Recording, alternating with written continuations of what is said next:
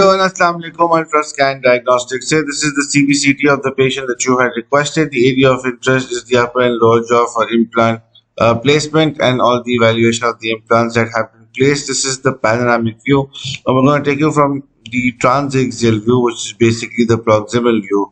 This is the proximal view, and here you can very clearly see that you've got the upper arch, you've got relative bone support around this implant as you move towards the implant in the premolar region. This is placed very buccally, and we do see bone loss on the buccal aspect of this implant.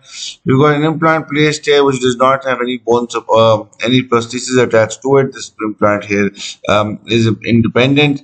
Moving to the implant in the central incisor region, again this implant placed very well, minimal bone support around the crest of the bone, not attached to a prosthesis here.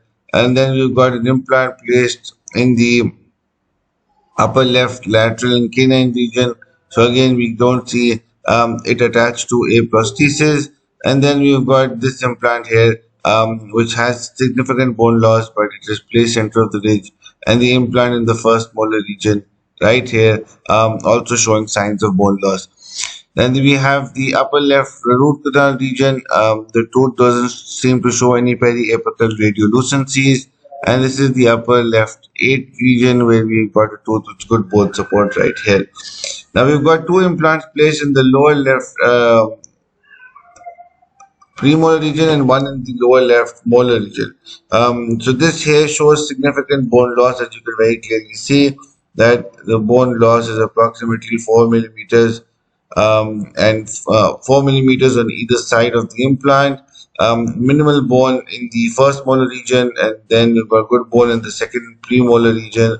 The first premolar region, you can see you've got a implant placed right here, good bone support around it, and then you've got an implant right here, which has the best bone support so far. A little bit of bone loss, but nothing significant around these two lower implants.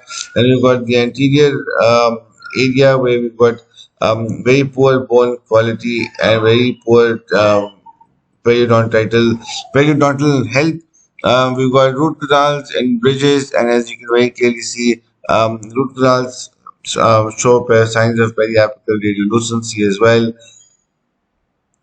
Canine with no root canal and a periapical radiolucency.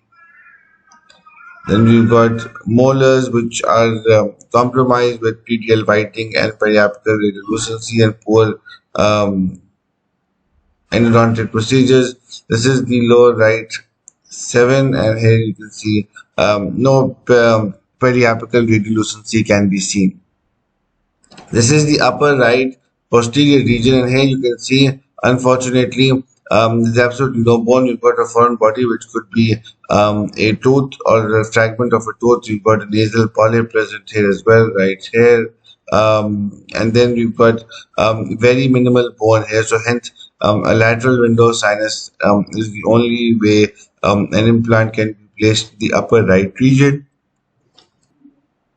In the lower right and the lower anterior region, as you can very clearly see here, the lower premolar and canine region has very good bone, and hence implant placement is definitely possible in this region. As we can show you here, in the region of the premolar, we've got approximately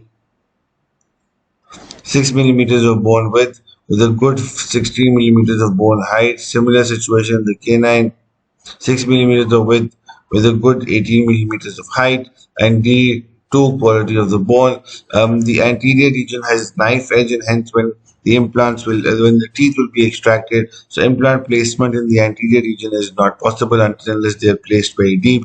So we would suggest, if these are extracted, the canine in the first premolar region can get very good implant and hence good bone support as well.